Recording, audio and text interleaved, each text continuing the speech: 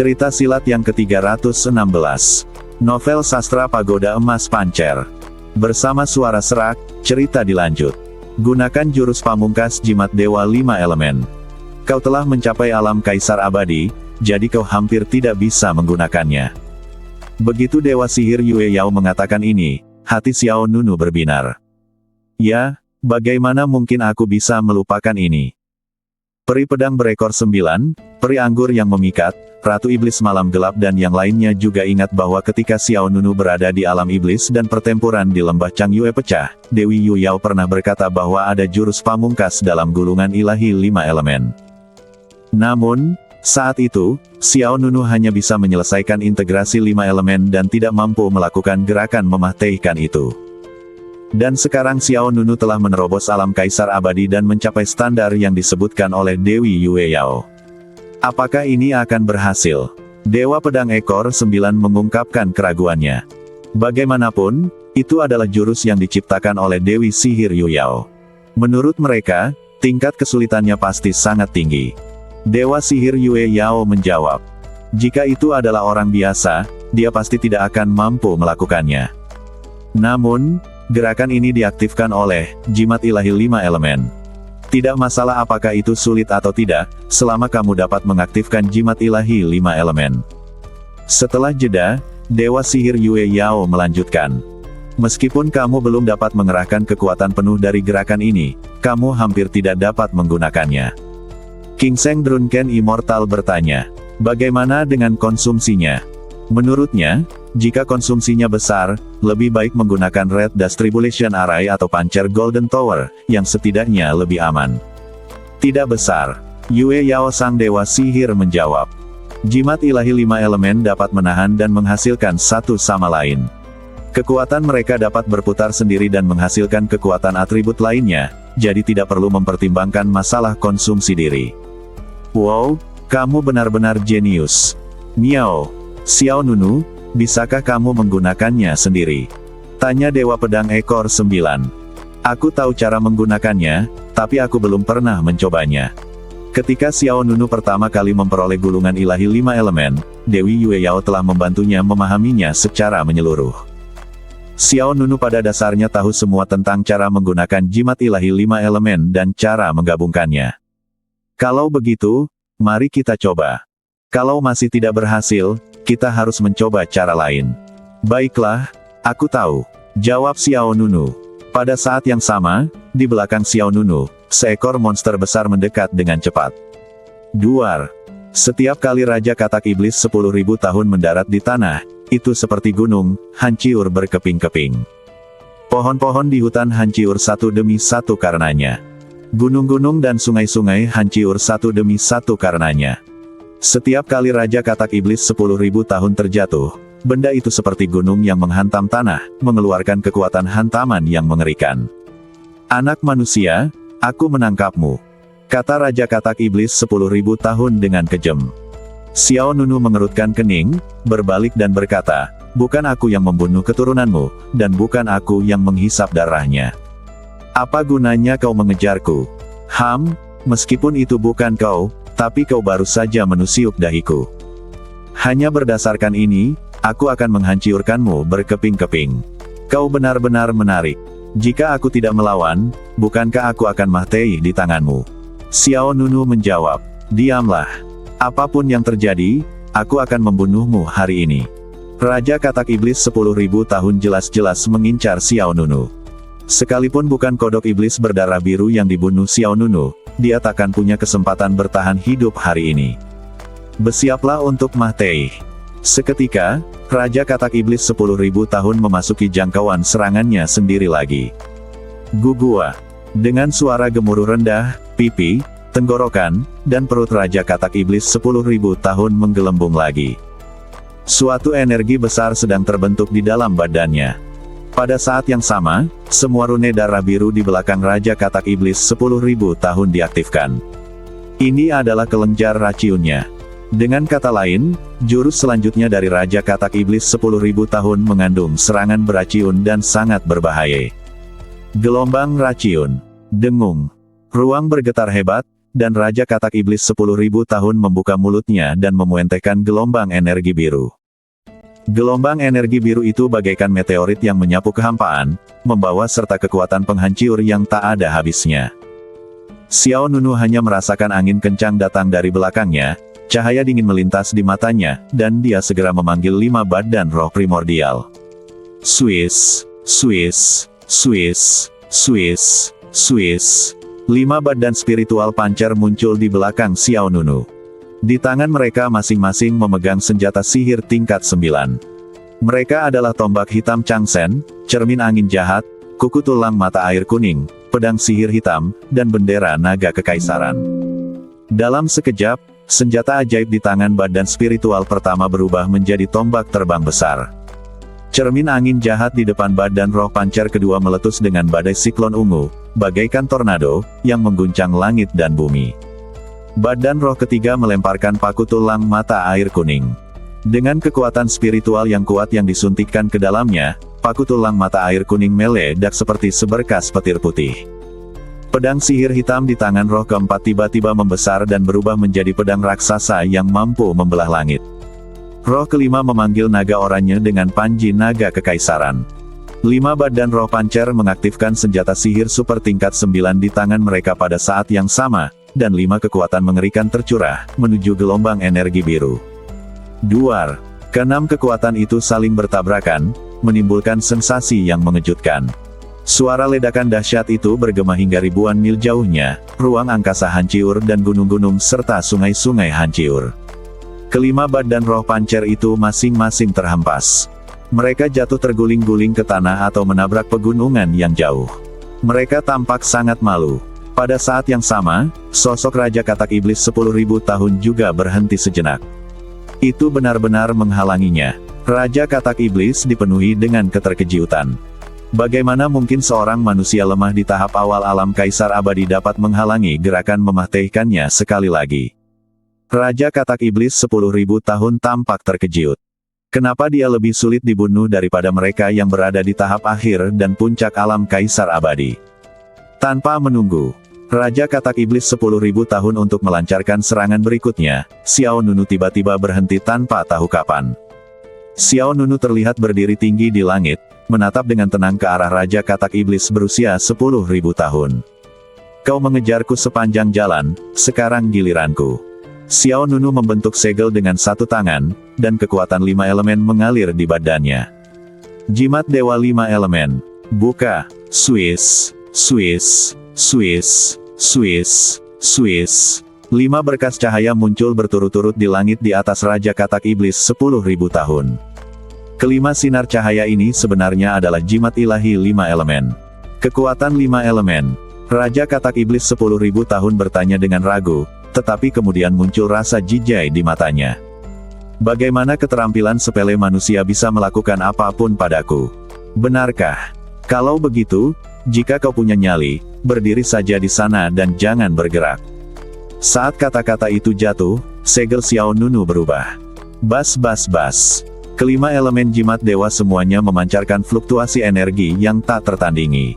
Ribuan rune misterius diaktifkan, dan jimat ilahi 5 elemen terhubung ke kiri dan kanan, kepala ke ekor.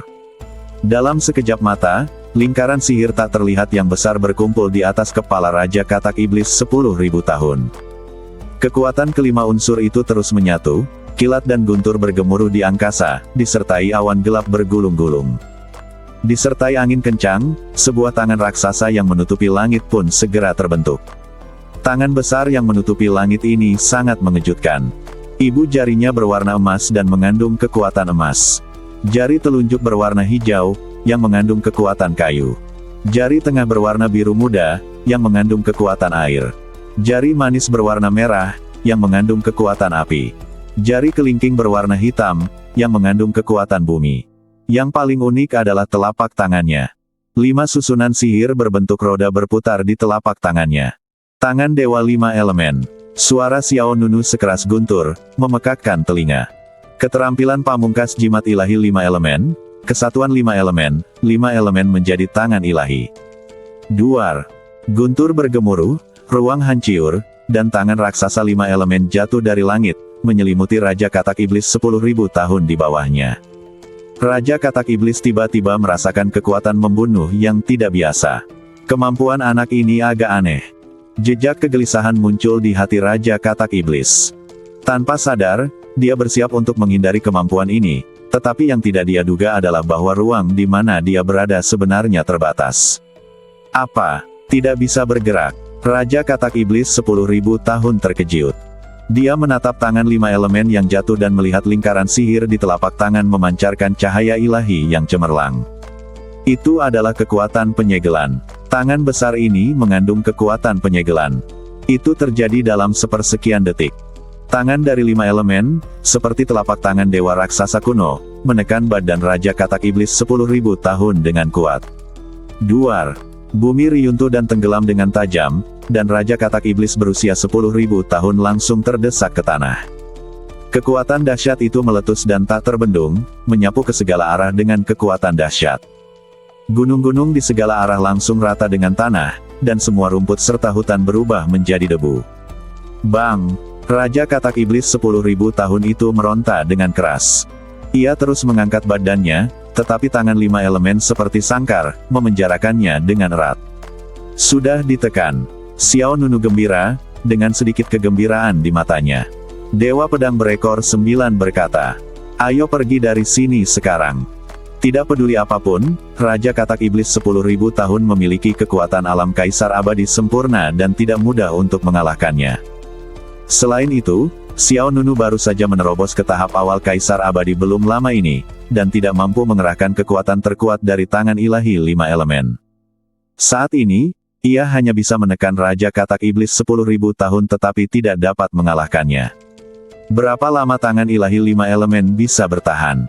Tidak akan langsung keluar begitu aku pergi, kan? Tanya Xiao Nunu. Dewa sihir Yu Yao menjawab.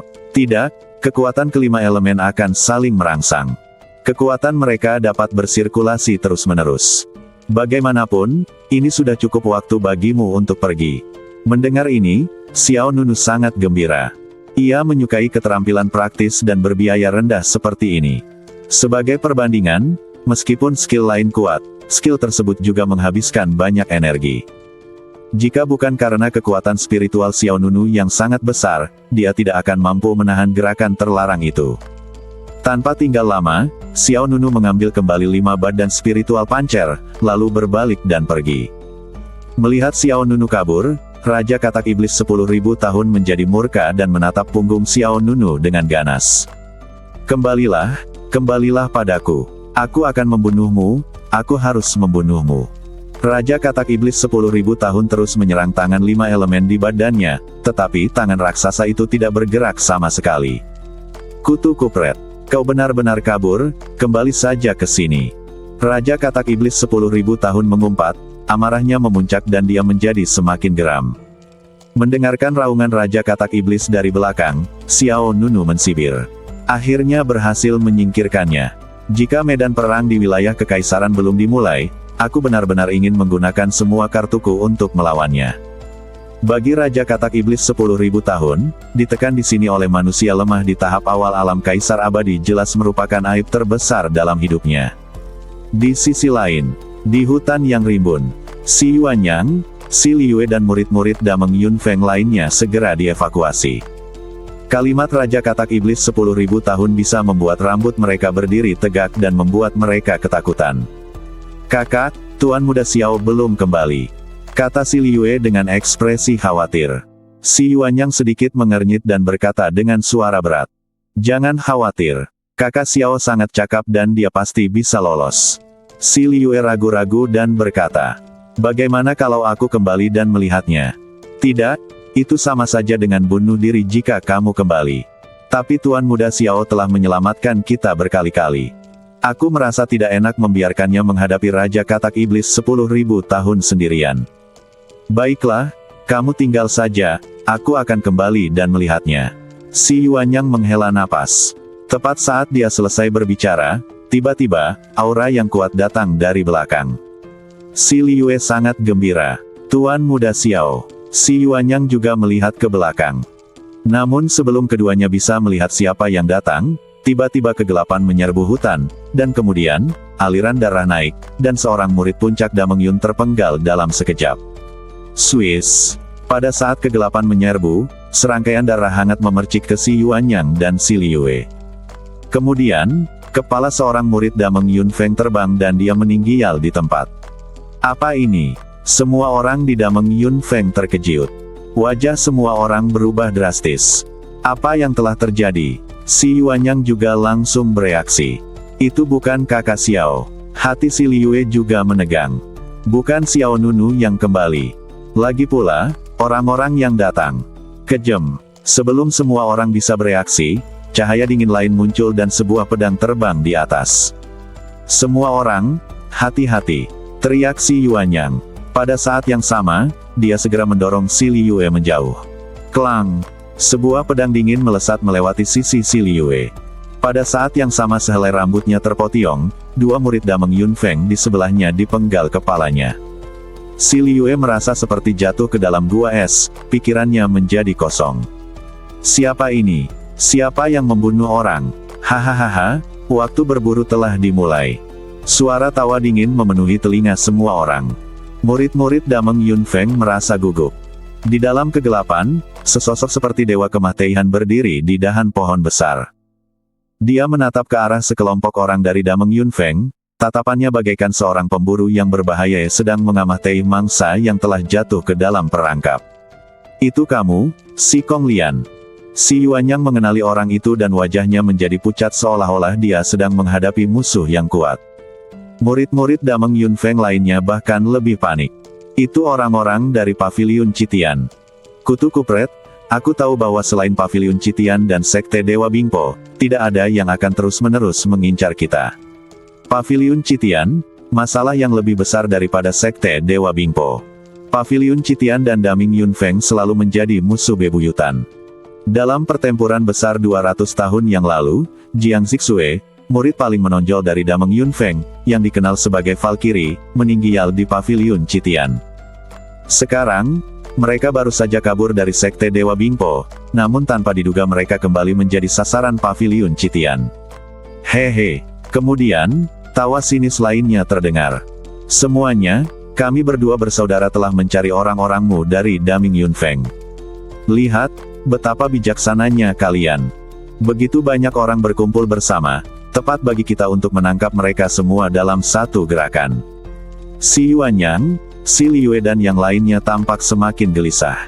Di belakang mereka, sosok lain berjalan keluar. Gou Wuliang, kau juga di sini. Si Yuanyang mengepalkan tangannya, buku-buku jarinya berderak. Yang satu adalah si Kong Lian dan yang satunya lagi adalah Gou Wuliang.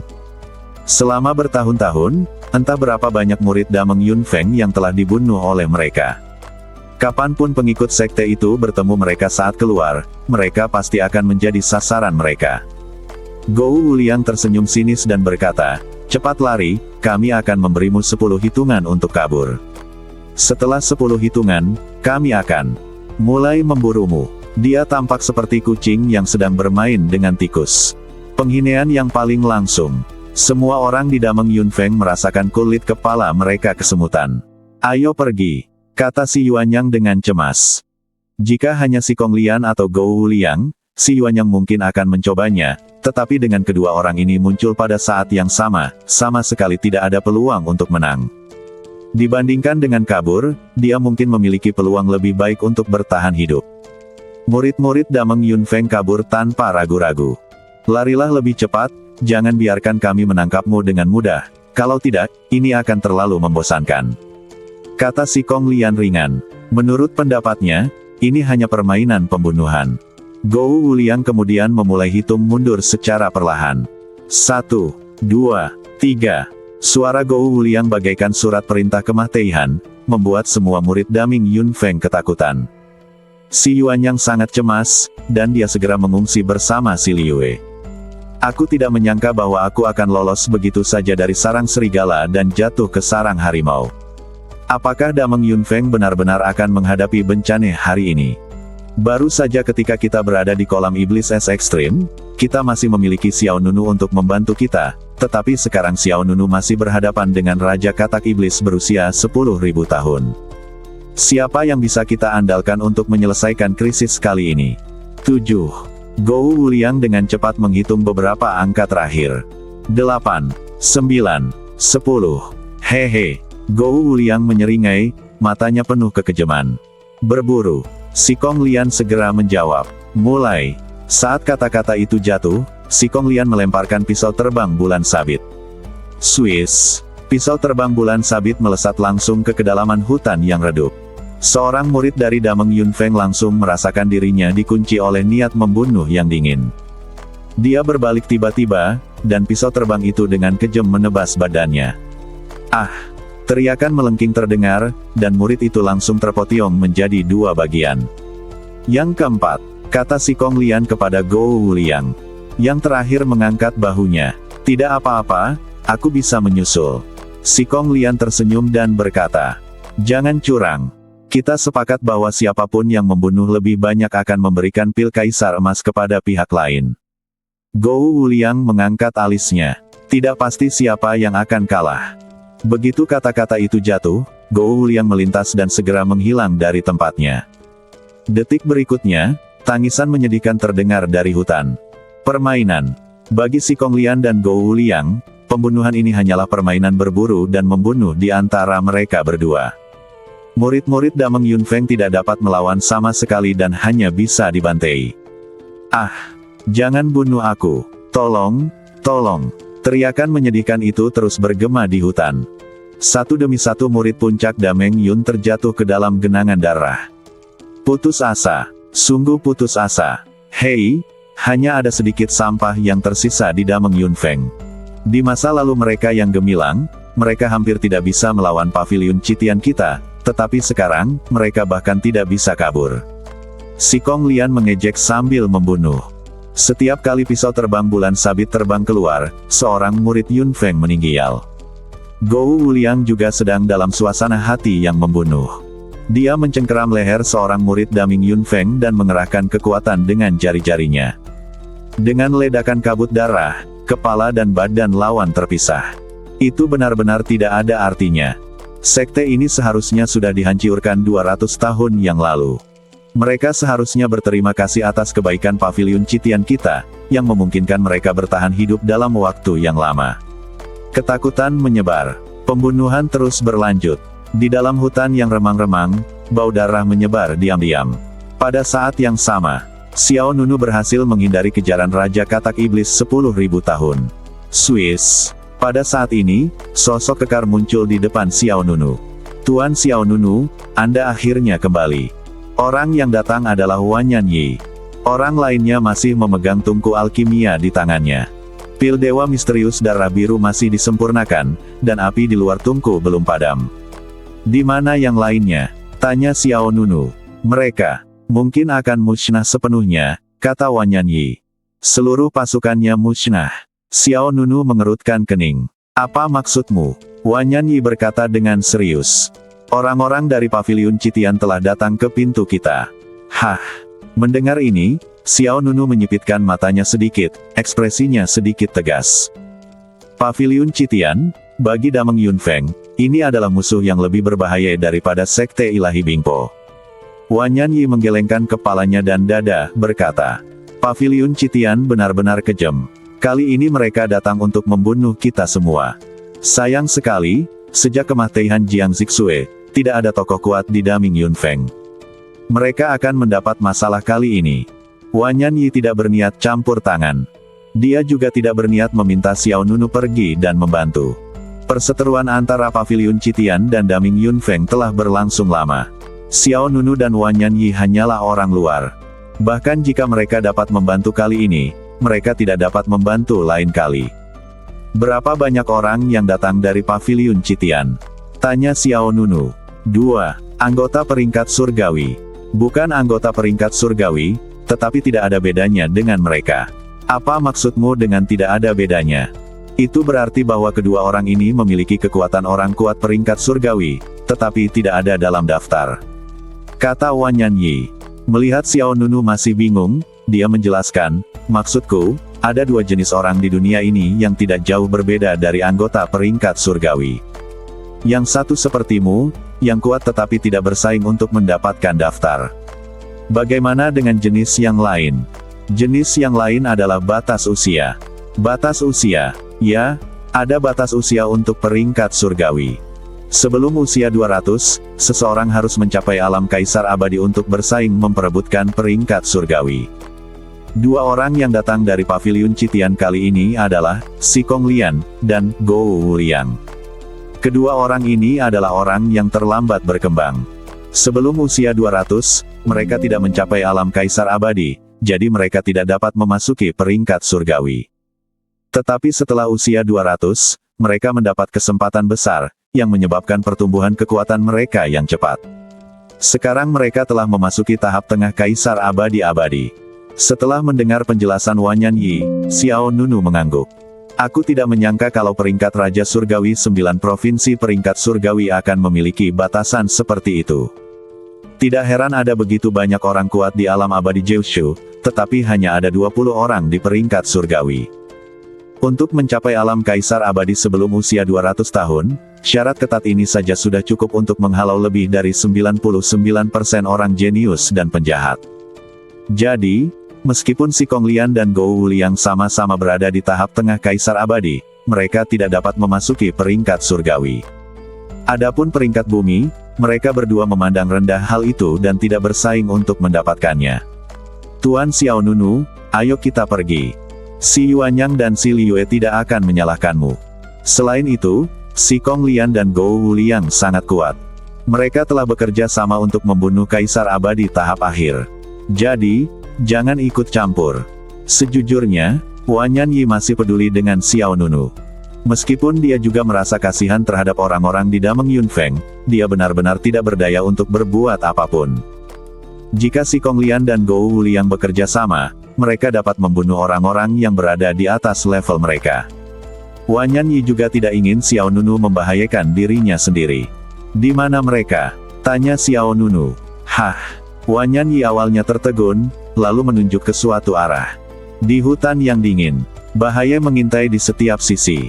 Kelompok orang dari Dameng Yunfeng menghadapi krisis besar. Swiss, Wosh, Si Yuanyang dan Si Liyue, kakak beradik, berlari keluar hutan dengan tergesa-gesa. Teriakan terus-menerus yang datang dari belakang membuat kedua lelaki itu makin cemas. Liyue, kata Si Yuanyang saat ini. Si Liyue menatap pihak lain dengan bingung. Si Yuanyang berkata, jangan menoleh ke belakang, aku akan tetap tinggal untuk menghentikan mereka. Mendengar ini, wajah cantik Si Liyue menjadi pucat. Kakak, aku ingin bersamamu. Si Yuanyang menggelengkan kepalanya dengan kuat. Jika kamu tetap tinggal, kalian hanya akan mati bersama. Kalian harus bertahan hidup. Kalian harus kembali ke Dameng Yunfeng dengan selamat. Ini satu-satunya keinginanku. Mata Si Liyue memerah dan air mata mengalir deras. Kakak, aku tidak akan pergi. Dengarkan aku, masa depan Dameng Yunfeng bergantung padamu. Masa depan. Mendengar dua kata ini, mata Si Liyue dipenuhi dengan kepahitan, dan dia berkata dengan nada merendahkan. Dameng Yunfeng, apakah masih ada masa depan? Hati Si Yuanyang bergetar dan dia mengepalkan tinjunya. Si Liyue melanjutkan, sejak kematian kakak senior Jiang Zixue, Dameng Yunfeng tidak memiliki masa depan. Selama lebih dari 200 tahun, sekte ini tidak pernah menghasilkan seorang jenius yang mampu memikul beban tersebut. Bagaimana Anda ingin saya memikul masa depan Dameng Yunfeng? Air mata kristal mengalir dari sudut mata Si Liyue. Si Yuanyang berkata dengan sangat serius. Saudaraku, aku percaya padamu, kamu bisa melakukannya, kemampuanmu akan lebih kuat dariku. Saudaraku, jangan berbohong padaku lagi, aku tidak bisa mendukung masa depan Dameng Yunfeng, dan aku tidak memiliki kemampuan apapun untuk menandingimu. Jika kamu ingin tinggal, aku akan tinggal bersamamu. Begitu kata-kata itu jatuh, ledakan tawa liar datang. Hahaha, kamu benar, Dameng Yunfeng tidak akan memiliki masa depan. Saat dia mengatakan itu, beberapa kepala berdarah terbang keluar dari belakang. Kepala-kepala itu berguling ke bawah di depan Si Yuanyang dan Si Liyue, yang langsung membuat kakak beradik itu geram. Mereka semua berasal dari sekolah yang sama. Mereka semua mati dengan mata terbuka. Tak lama kemudian, si Kong Lian keluar dari kedalaman hutan dengan senyum jenaka di wajahnya. Ia berkata seolah sedang pamer. Membunuh. Sangat keren. Kemudian, dari arah lain, sesosok badan berlumuran darah jatuh. Bang! Lengan sosok itu patah. Meskipun dia belum sepenuhnya mati, dia jelas tidak akan selamat. Adik Li Dong. Si Yuanyang terkejut. Orang yang lengannya patah adalah Li Dong. Dia menatap keduanya dengan mata merah dan berkata lemah, "Kakak, kalian, cepatlah pergi. Kakak senior, kalian, cepatlah pergi." Wajah Li Dong berlumuran darah dan matanya merah. Tatapan yang dia berikan kepada si Yuanyang dan si Li Yue penuh dengan ketidakberdayaan dan kesedihan. Lalu, kepala Li Dong terkulai. Adik Li Dong. Si Yuanyang terkejut dan marah. Dasar sampah, membosankan sekali. Seketika, Gou Wuliang juga datang dari arah lain. Dia menatap si Kong Lian. Ada dua lagi. Satu untuk kita masing-masing. Si Kong Lian tersenyum. Tidak, aku menginginkan keduanya. Gou Wuliang menyeringai sinis. Tidak, aku menyukai wanita ini, aku menginginkannya. Setelah kata-kata ini keluar, si Li Yue menjadi semakin takut. Mata si Yuanyang dipenuhi dengan dingin. Dia memanggil pedang panjang dan berkata kepada si Li Yue di belakangnya. Ayo pergi, sekarang. Wajah si Li Yue dipenuhi air mata dan dia terus menggelengkan kepalanya. Dia takut. Tetapi aku tidak ingin meninggalkan saudaraku. Setelah kehilangan begitu banyak rekan muridnya, si Li Yue tidak ingin kehilangan kerabat lainnya. Ayo pergi, jangan biarkan kematianku sia-sia. Dengarkan saudaraku dan kau harus kembali ke sekte dengan selamat. Si Yuanyang memutar pergelangan tangannya, dan kilatan petir meledak dari pedang panjang di tangannya. Sambil berkata demikian, si Yuanyang mengayunkan pisaunya dan membunuh Gou Wuliang. Tebasan mimpi ilahi. Pedang panjang itu diayunkan secara horizontal, dan cahaya bilah berbentuk bulan sabit terhunus di udara. Gou Wuliang terkekeh. Dia tidak berniat menghindar. Dia hanya membentuk satu tangan menjadi cakar dan mengulurkannya. Bang! Tiba-tiba, pergelangan tangan si Yuanyang digenggam erat oleh Gou Wuliang, dan bilah pedang si Yuanyang berhenti tepat di udara. Wajah si Yuanyang berubah. Dia berjuang untuk melepaskan diri dan mengayunkan pisaunya ke bawah lagi. Gou Wuliang menghindar dengan mudah dengan bergerak ke samping. Tidak buruk, kau benar-benar telah menembus tahap awal alam kaisar abadi. Setelah 200 tahun, Dameng Yunfengmu akhirnya menghasilkan orang yang baik. Sayang sekali dia tidak berguna dan masih terlalu lemah. Saat dia berkata demikian, Gou Wuliang mengangkat tangannya dan menamparkan dada si Yuanyang. Bang! Kekuatan telapak tangan yang kuat melonjak, dan si Yuanyang langsung terlempar oleh telapak tangan itu, dan aliran darah menyembur keluar dari mulutnya. Kakak, si Li Yue sangat cemas. Tanpa berkata apa-apa, dia memanggil pedang panjang dan pergi untuk membantu. Namun si Yuanyang berbalik dan berteriak padanya. Pergi. Si Li Yue terkejut, dia melihat wajah si Yuanyang yang garang. Dia melotot ke arah si Li Yue dan berkata, jika kamu tidak pergi, aku akan mengakhiri hidupku sendiri. Si Li Yue ketakutan, air matanya jatuh, hatinya dipenuhi dengan kesedihan dan keluhan. Patuhlah, kata si Yuanyang dengan suara gemetar. Si Li Yue menggertakkan giginya, segera melangkah mundur, dan kemudian berbalik. Hehe, Gou Wuliang mensibir. Tidak perlu bagimu untuk memotiong garis hidupmu sendiri, aku akan mengirimmu ke barat. Gou Wuliang bergerak dan langsung menyerbu ke depan. Mata si Yuanyang berkilat tajam, dia mengangkat pisaunya dengan kedua tangan dan menebas ke depan. Teknik pedang petir mimpi hebat. Telapak tangan dewa pengguncang surga. Gou Wuliang mengangkat tinjunya untuk menghadapi serangan itu. Duar. Dua kekuatan besar itu saling bertabrakan, dan kilat menyambar dan meledak ke segala arah. Si Li Yue, yang berada di belakang, langsung terhempas oleh dampak mengerikan itu. Dia jatuh terduduk dengan banyak luka lecet di sekujur badannya. Dia segera bangkit dan tanpa sadar melihat ke depan, lalu sebuah pemandangan mengerikan muncul di hadapannya. Kakak, si Li Yue ketakutan. Dia melihat si Yuanyang dicekik oleh Gou Wuliang dan diangkat ke udara. Sungguh sia-sia. Apakah kalian semua di Dameng Yunfeng hanya sampah? Gou Wuliang mengejek sambil perlahan-lahan mengambil pisau dari tangan si Yuanyang. Si Yuanyang meronta dan berusaha mendapatkan kembali senjatanya, tetapi dia tidak berdaya. Si Kong Lian sedang menonton dari samping, tidak terburu-buru. Siksa dia sampai mati perlahan-lahan, jangan biarkan dia mati dengan mudah. Hehe, aku mengerti, kata Gou Wuliang sambil tersenyum. Kemudian, perlahan-lahan dia mengangkat pedang panjang yang memancarkan kilatan petir itu. Aku akan menggunakan pisau ini untuk membunuhmu perlahan-lahan. Berhenti. Si Liyue memohon dengan panik.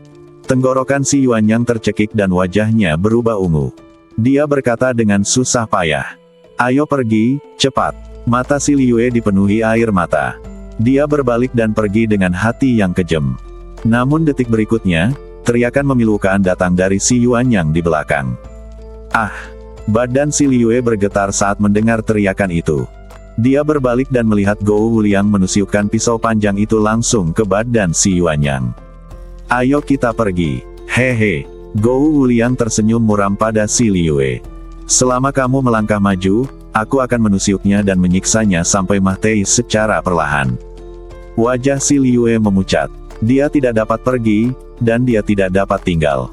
Si Yuanyang berkata dengan susah payah. Tidak, jangan khawatirkan aku. Kau benar-benar tidak berpikir dia bisa lolos. Kau sangat naif. Gou Wuliang mencabut pisaunya, darah berceceran seperti hujan, dan jubah si Yuanyang segera diwarnai merah.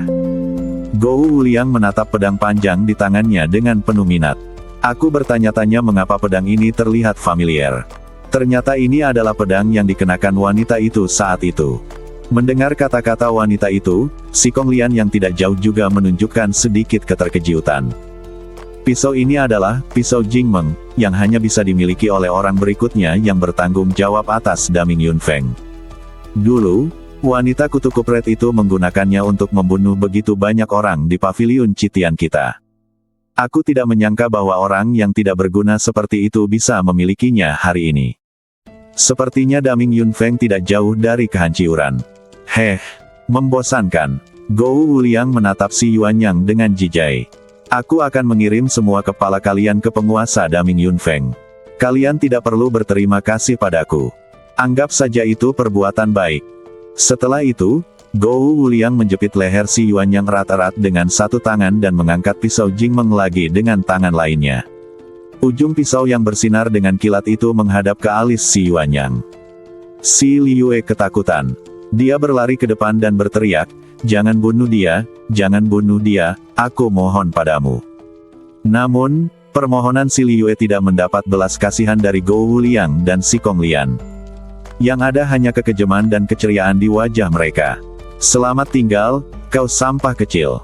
Gou Wuliang mengayunkan pedang panjangnya dan menerjang ke arah alis si Yuanyang. Si Yuanyang terlalu lemah untuk melawan dan hanya bisa menerima nasibnya dan menutup matanya. Tidak, si Liyue sangat marah dan takut, dan bahkan lebih membencinya. Pada saat ini, kebenciannya terhadap paviliun Citian mencapai titik kritis yang belum pernah terjadi sebelumnya. Hentikan. Pada saat ini, semacam kekuatan tampaknya meledak di badan si Liyue, dan cahaya dingin berwarna perak tiba-tiba meledak dari pupil matanya. Detik berikutnya, ada ledakan yang keras, dan kilatan petir yang kuat meledak di antara si Yuanyang dan Gou Wuliang. Pupil mata Gou Wuliang menyusut, dan ekspresi tidak percaya muncul di wajahnya. Apa ini? Si Kong Lian, yang tidak jauh dari sana, juga mengubah ekspresinya, dan melihat bahwa pisau Jingmeng berhenti dengan mantap kurang dari setengah inci dari kepala si Yuanyang. Sebuah tangan seputih giok menggenggam erat bilah pedang Jingmeng. Orang yang memegang pedang itu adalah si Liyue. Si Yuanyang tiba-tiba membuka matanya, dan ketika dia melihat pemandangan di depannya, wajahnya berubah drastis.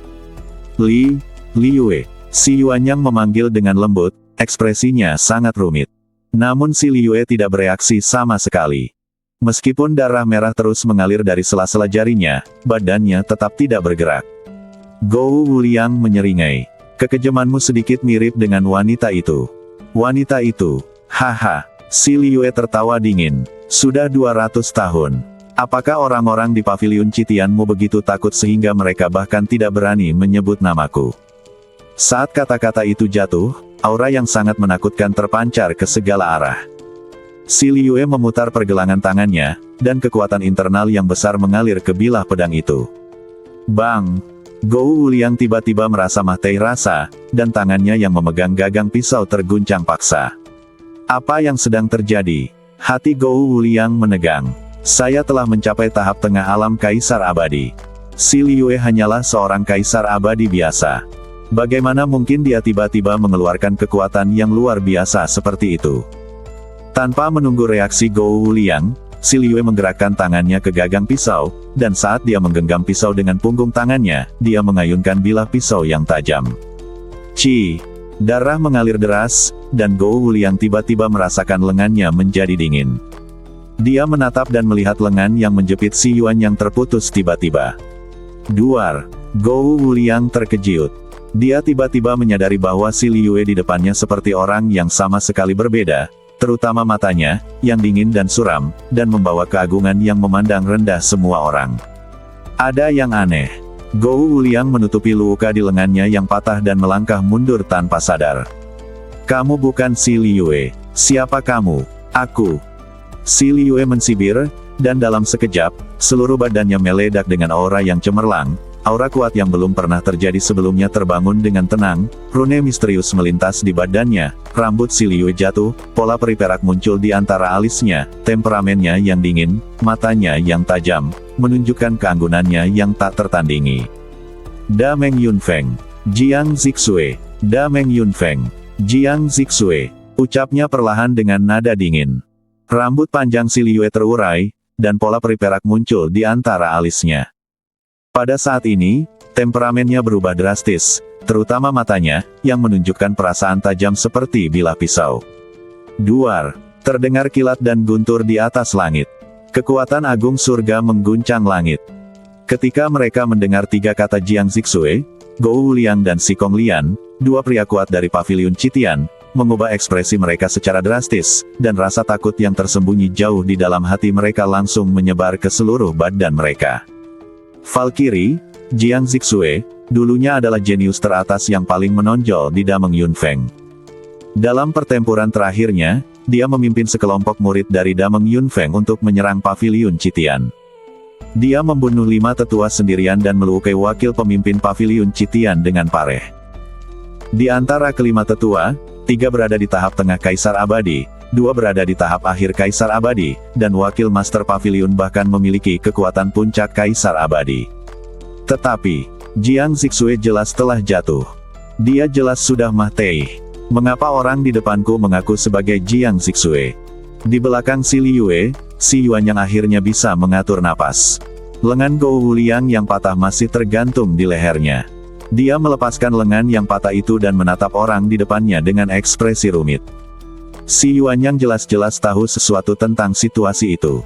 Dia juga tahu bahwa orang di depannya bukanlah saudara perempuannya, si Liyue. Jangan takut padanya. Pada saat ini, Si Kong Lian di sisi lain menahan rasa gelisah di hatinya, dan berkata dengan keras. Jiang Zixue sudah lama meninggal, dia tidak mungkin wanita itu. Setelah itu, Si Kong Lian melemparkan pisau terbang bulan sabitnya. Swiss. Masih ada darah di pisau terbang itu. Ini adalah darah para pengikut puncak Da Meng Yun. Namun, menghadapi pisau terbang berbentuk bulan sabit yang menyerangnya, si Liyue bahkan tidak repot-repot mengangkat kelopak matanya. Dengan kilatan cahaya dingin, dia mengangkat tangannya dan memotiong pisau terbang berbentuk bulan sabit itu dengan pisau. Dengan suara bang yang keras, pisau terbang bulan sabit segera kembali ke jalur semula dan melancarkan serangan yang lebih cepat dan lebih ganas. Si Kong Lian terkejut. Apa ini? Sebelum dia bisa menyelesaikan kata-katanya, pisau terbang berbentuk bulan sabit itu terbang kembali dan langsung memotiong dada Si Kong Lian. Hiss! Darah berceceran, Si Kong Lian menjerit, dan terjatuh. Menyaksikan pemandangan ini, Gou Wuliang merasa ngeri.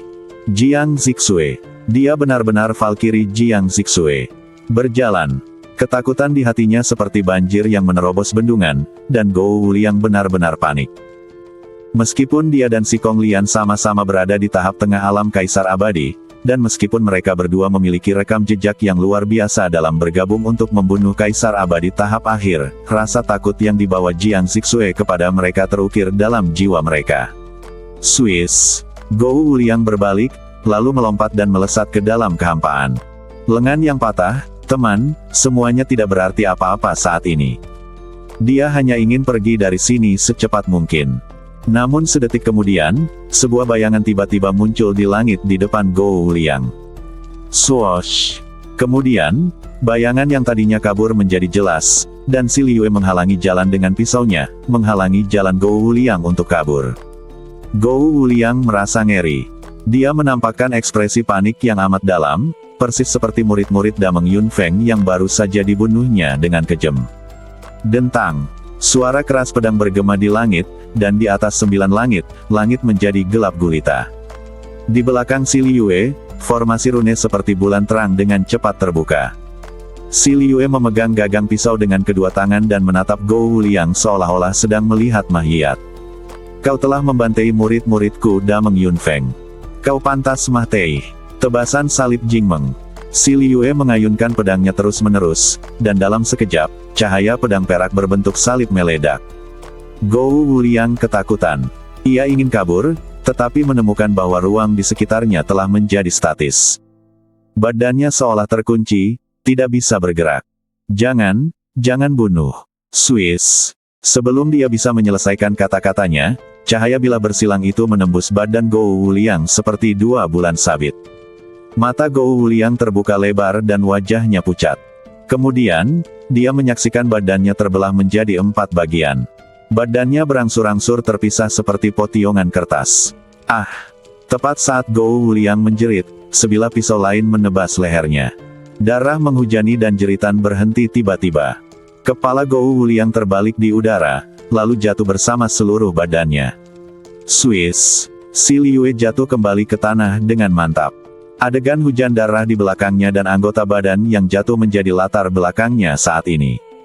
Dia menari dengan rambut panjangnya, terlihat keren dan cantik.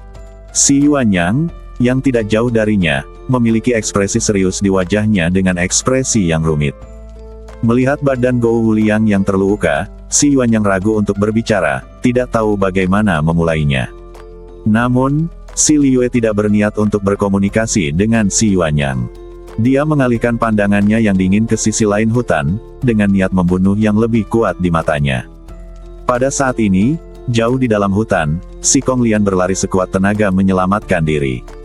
Perubahan dari pemburu menjadi mangsa terjadi terlalu cepat. Apa yang sebenarnya terjadi? Si Kong Lian sangat cemas dan ketakutan. Ada luka berdarah di dadanya, yang disebabkan oleh pisau terbangnya sendiri yang berbentuk bulan sabit. Bagi dia yang berada di tingkat Kaisar Abadi, cedera ini tidak berarti apa-apa. Tetapi pukulan mental itu membuatnya merasa seperti jatuh ke dalam gua es, dan tulang punggungnya menjadi dingin. Kenapa kamu masih hidup? Mengapa Valkyrie Jiang Zixue masih hidup? Dia telah meninggal 200 tahun yang lalu. Si Kong Lian tidak dapat menahan diri untuk mengingat kejadian 200 tahun yang lalu. Saat itu, Si Kong Lian hanyalah murid biasa dari Paviliun Citian. Ia memiliki tingkat kultivasi Raja Abadi dan tidak dianggap menonjol di sekte tersebut. Hari itu, Si Kong Lian menyaksikan dengan mata kepalanya sendiri Jiang Zixue dan anak buahnya menyerang Paviliun Citian. Wanita itu, yang memegang pisau Jingmeng, membantai lebih dari separuh sekte, dan membunuh 5 tetua yang kuat. Wakil pemimpinnya sendiri yang bertempur dan juga terluka parah. Di seluruh Paviliun Citian, tidak ada murid yang dapat menghentikan Valkyrie itu. Meskipun Si Kong Lian telah mencapai kesuksesan besar dan kekuatannya telah meningkat drastis selama bertahun-tahun, dia masih merasa takut yang tak dapat dijelaskan setiap kali mengingat pertempuran dengan Jiang Zixue di Paviliun Citian. Selama bertahun-tahun, Si Kong Lian dan Gou Liang telah membantai banyak murid Dameng Yunfeng. Alasan utamanya adalah untuk membuktikan bahwa mereka dapat mengendalikan hidup dan mati semua orang di Dameng Yunfeng. Namun siapa sangka hari ini, dia akan kembali. Keberadaan seperti mimpi buruk itu kembali lagi. Wuss! Pada saat itu, angin dingin, berkabut, dan membeku bersiul dari hutan di depan. Si Kong Lian segera berhenti. Matanya terbuka lebar, dan sosok yang dingin dan tampan tercermin di pupilnya. Penampilan dan ciri-cirinya masih sama dengan Si Liyue, mengenakan gaun biru muda dan rok panjang putih. Namun, temperamennya benar-benar berbeda dari Si Liyue. Matanya sangat tajam. Dia sama sekali tidak memiliki kelemahan seperti Si Liyue. Pedang Jingmeng di tangannya berayun dengan kilatan perak. Dia berdiri di depan si Kong Lian seperti dewa kematian yang sedang mengambil nyawanya. Tidak, si Kong Lian tidak bisa menahan rasa takutnya. Ketika dia melihatnya muncul di sini, itu berarti Gou Liang telah mati. Dan tidak perlu dipikirkan lagi, itu pasti akan menjadi kematian yang tragis. Karena pertempuran di Paviliun Citian 200 tahun lalu terlalu brutal. Sungguh tragis hingga kulit kepala si Kong Lian terasa geli ketika ia memikirkannya hari ini. Si Kong Lian tidak memiliki keberanian untuk melawannya, jadi dia terus mundur dan ingin pergi ke arah lain. Namun sebelum dia sempat berbalik, si Liu Yue bergerak. Dia bergegas menuju si Kong Lian seperti kilatan petir. Dentang! Suara keras pisau menusuk gendang telinganya. Si Kong Lian merasakan hawa dingin di perutnya, dan darah mengalir deras. Si Kong Lian melihat ke bawah dan melihat luka yang cukup dalam hingga tulangnya terlihat. Mengabaikan rasa sakit, si Kong Lian terus kabur. Namun detik berikutnya, si Liu Yue menyerang dari posisi lain. Hiss! Kilatan cahaya pisau lainnya menebas badan si Kong Lian, dan luka mengerikan langsung terjadi di dada si Kong Lian. Kemudian, datanglah yang ketiga, keempat, kelima. Swiss, Swiss, Swiss. Satu demi satu, cahaya pedang melewati badan si Kong Lian. Si Liu Yue seperti hantu, mengubah posisi beberapa kali dalam sekejap. Si Kong Lian sama sekali tidak bisa keluar. Ia seperti terkunci di dalam hutan. Dalam sekejap mata, si Kong Lian berubah menjadi manusia berdarah. Pada saat ini, dia bahkan tidak bisa mati dengan tenang. Hiss!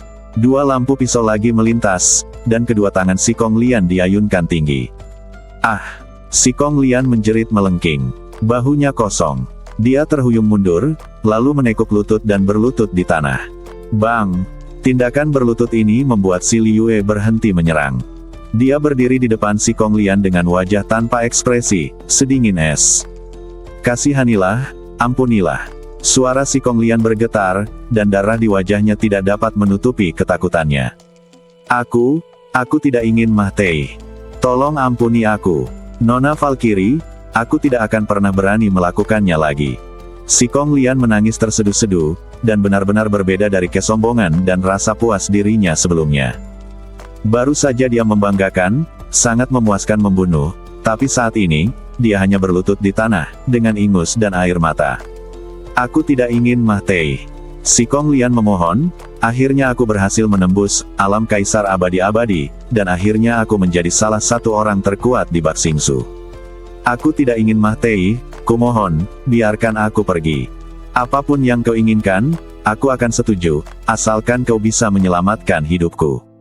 Si Liu Yue tidak menunjukkan perubahan emosi. Dia berkata dengan dingin, di mana orang-orang lain dari Paviliun Citian. Mendengar ini, si Kong Lian tampaknya melihat harapan untuk bertahan hidup. Dia dengan cepat menjawab, aku tahu segalanya. Ada cukup banyak orang dari Paviliun Citian kita di dekat sini. Kirim pesan kepada mereka, minta mereka untuk datang. Oke, aku akan segera mengirim pesan kepada mereka. Agar bisa bertahan hidup, si Kong Lian bisa melakukan apa saja, bahkan mengkhianati sesama muridnya. Pikiran si Kong Lian bergerak, dan jimat giok yang membawa pesan terbang keluar dari badannya. Dia menggunakan kesadaran spiritualnya untuk memisahkan seutas kekuatan spiritual dan mengebornya ke dalam jimat giok. Kemudian, jimat giok berubah menjadi sinar cahaya dan terbang ke langit, lalu menghilang tanpa jejak. Aku sudah beritahu mereka, di sini banyak sekali harta karun, mereka pasti akan datang. Kata si Kong Lian buru-buru. Si Liu Yue perlahan menyingkirkan pedang Jingmeng di tangannya, lalu berjalan melewati si Kong Lian. Bagus sekali. Si Kong Lian sangat gembira menerima pujian dari si Liu Yue. Tampaknya ada harapan untuk keselamatannya. Namun pada detik berikutnya, si Liu Yue mengangkat tangannya dan menamparkan ubun-ubun kepala si Kong Lian. Dengan suara keras, kabut darah merah putih itu meledak bagaikan lingkaran bintang. Kepala si Kong Lian menghilang di bawah telapak tangan si Liu Yue. Buk! Kemudian, badan tanpa kepala si Kong Lian jatuh ke tanah. Si Liu Yue melangkah maju tanpa menoleh ke belakang, gaunnya berkibar, rambut panjangnya menari-nari ringan, tetapi punggungnya yang ramping sedingin pisau. Selanjutnya, akan terjadi pembantaian yang lebih brutal. Malam tiba. Terjadi keheningan di hutan lebat itu. Saat itu, lebih dari selusin sosok muncul di hutan. Kakak senior si Kong Lian berkata ada senjata ajaib di sini. Mengapa kita belum menemukannya setelah mencarinya sekian lama? Kata seseorang. Saya tidak tahu. Mungkinkah mereka berbohong kepada kita? Jawab orang lain. Tidak juga. Kakak senior si Kong Lian setidaknya adalah seorang Immortal Emperor Realm yang kuat. Kudengar dalam waktu setengah tahun, dia akan dipromosikan ke posisi tetua Paviliun Citian. Pikirkanlah, sebagai seorang tetua, apakah perlu baginya untuk berbohong kepada kita? Itu benar. Aku tidak tahu harta apa yang ada di sini. Orang-orang dari Paviliun Citian mengobrol penuh harap sambil menuju ke kedalaman hutan. Namun, pada saat ini, embusan udara dingin menyerang punggung semua orang di Paviliun Citian. Hati semua orang menegang, dan mereka merasakan seperti ada duri di punggung mereka sesaat. Siapa? Salah satu dari mereka berbalik dan berteriak. Yang lainnya juga berbalik. Seketika itu juga, kabut es melesat lewat, dan bilah pedang yang dingin memantulkan kilat terang. Sosok dingin mengenakan rok biru dan putih muncul di hadapan semua orang. Siapa dia? Tanya pemimpin itu dengan tegas. Si Liyue sedingin es dan menjawab dengan acuh tak acuh. Aku ingin kau membayar dengan nyawemu. Saat kata-kata itu terucap, cahaya pedang yang terang merobek langit malam, dan detik berikutnya, napas kehancuran menyerbu. Wajah semua orang di Paviliun Citian berubah drastis. Tidak bagus. Minggir. Duar. Tiba-tiba, energi pedang yang bergemuruh menyerbu kerumunan, dan sosok-sosok itu langsung terkoyak oleh cahaya pedang yang mengerikan. Darah berceceran, anggota badan beterbangan di mana-mana, pemandangannya berdarah dan mengejutkan. Dalam sekejap mata, sebagian besar dari belasan orang itu terbunuh. Beberapa orang yang tersisa merasa ngeri. Sungguh metode yang kejam. Sungguh tindakan yang kejam. Siapa kamu? Seseorang bertanya dengan panik. Yang satunya lagi berteriak dengan marah. Apakah kalian tahu bahwa kami adalah murid Paviliun Citian? Kalian berani membunuh orang-orang Paviliun Citianku, kalian mungkin tidak ingin hidup. Mereka mengira bahwa dengan membawa nama Paviliun Citian, mereka akan dapat mengejutkan pihak lain, tetapi mereka tidak tahu bahwa hal ini hanya akan mempercepat kematian mereka. Nada bicara si Liyue dingin, seperti bisikan dewa kematian. Aku membunuh orang-orang dari Paviliun Citian. Apa? Semua orang terkejut. Tidak ada waktu untuk mencari tindakan balasan, pedang pengguncang mimpi di tangan si Liyue memantulkan wajah ketakutan semua orang. Kemudian, teriakan bergema di pegunungan dan hutan, dan pembantaian pun terjadi. Malam berangsur-angsur menghilang dan fajar pun tiba. Suatu malam berlalu dengan tenang. Si Liyue menghabiskan sepanjang malam membantai orang-orang. Para pengikut Paviliun Citian datang ke hutan secara berkelompok. Si Liyue membunuh setiap kelompok yang datang, tanpa ampun. Setelah satu malam, seluruh hutan dipenuhi bau darah yang kuat. Bahkan udara pun bercampur kabut merah samar. Jauh di tengah hutan, tanahnya berantakan, dengan mahiyat-mahiyat berserakan di mana-mana. Setelah semalam suntuk membunuh, baju biru muda dan rok putih si Liyue berubah menjadi merah. Dia menatap murid Paviliun Citian di depannya dengan tatapan dingin. Murid itu berlutut di tanah dan memohon pengampunan. Jangan bunuh aku, kumohon. Si Liyue bertanya dengan dingin. Mana yang lainnya? Para murid Paviliun Citian di dekatnya pada dasarnya dibunuh olehnya, tetapi ini tidak cukup. Pihak lain menjawab dengan gemetar. Aku tidak tahu. Aku hanya tahu bahwa kakak senior Ji Wuyan pergi ke istana pemakaman surga. Ji Wuyan. Saat mendengar nama itu, secercah cahaya samar melintas di mata si Liyue. Ji Wuyan adalah murid langsung dari Master Paviliun Citian. Peringkat ke-10 pada daftar Raja Surgawi 9 Provinsi Daftar Surgawi. Orang ini harus dibunuh. Tolong lepaskan aku. Aku mohon padamu. Aku sudah menceritakan semua yang aku tahu. Jangan bunuh aku. Pihak lain ketakutan dan ketakutan yang amat sangat. Si Liyue berbalik, dan ketajaman pedang Jingmeng berangsur-angsur memudar. Hati murid Paviliun Citian menjadi cerah. Kamu bisa bertahan. Apakah dia benar-benar membiarkan dirinya pergi? Dia buru-buru bangkit dari tanah, berbalik dan berlari, tidak berani berhenti sedetik pun. Namun pada saat ini, si Liyue berkata dengan ringan. Aku, murid Dameng Yunfeng, juga memohon belas kasihan darimu dengan cara yang sama sebelumnya. Dentang. Pedang itu menyala, dan energi pedang berbentuk bulan sabit langsung menyerang bagian belakang murid Paviliun Citian. Murid Paviliun Citian hanya merasakan hawa dingin di punggungnya, lalu dengan suara bang, dia terbelah menjadi dua bagian. Beberapa pohon besar tepat di depannya juga terbelah dua. Bang, bang, bang. Pohon-pohon yang meledak itu roboh ke kedua sisi, dan murid terakhir Paviliun Citian di hutan itu juga meninggal di sini.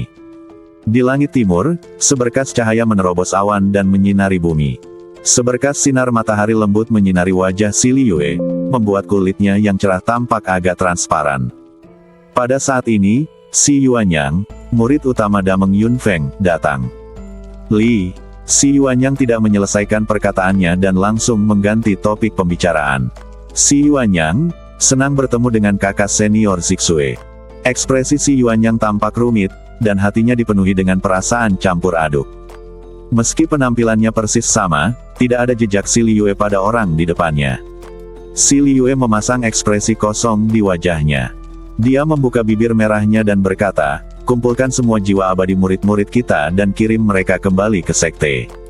"Ya," Si Yuanyang berjanji. Si Liyue lalu pergi. Kakak senior Zixue. Si Yuanyang buru-buru memanggilnya. Si Liyue berhenti sebentar dan melirik orang di belakangnya. "Aku akan membunuh Ji Wuyan." Mendengar ini, hati Si Yuanyang bergetar. Dia ingin menghentikannya, tetapi aura kuat yang dipancarkannya membuat Si Yuanyang tidak dapat berkata apa-apa. Keduanya tidak berada pada level yang sama-sama sekali. Meskipun Si Yuanyang sekarang adalah murid utama Dameng Yunfeng, dia tahu bahwa di depan Valkyrie, kejeniusan apapun di Dameng Yunfeng akan dikalahkan. Pihak lainnya pastinya unik. Swiss. Kemudian, Si Liyue berubah menjadi seberkas cahaya dan menghilang ke langit. Pada saat ini, di wilayah utara hutan, di atas gunung yang curam, dua sosok tengah melihat dari jauh ke arah tempat Si Liyue pergi. Kedua orang itu tidak lain adalah Xiao Nunu dan Wanyan Yi. "Ya dewa." Wanyan Yi memasang ekspresi terkejut di wajahnya. Apakah dia benar-benar Valkyrie Jiang Zixue? Xiao Nunu menggelengkan kepalanya sedikit, menunjukkan bahwa dia juga tidak tahu. Faktanya, mereka tiba sangat awal. Pada awalnya, Xiao Nunu ingin menyelamatkan Si Yuanyang dari Gou Liang, tetapi yang tidak disangkanya adalah apa yang terjadi kemudian benar-benar di luar dugaan mereka. Xiao Nunu menyaksikan pembunuhan Gou Liang, melihat Si Kong Lian terbunuh, dan menyaksikan dengan mata kepalanya sendiri pembantaian mengerikan semua orang di Paviliun Citian. Xiao Nunu dan Wanyan Yi menyaksikan pertempuran itu diam-diam sepanjang malam. Secara total, setidaknya 2 hingga 300 murid Paviliun Citian terbunuh oleh Si Liyue. Hutan besar itu sepenuhnya berubah menjadi neraka sura. Dan itu belum berakhir. Bersambung.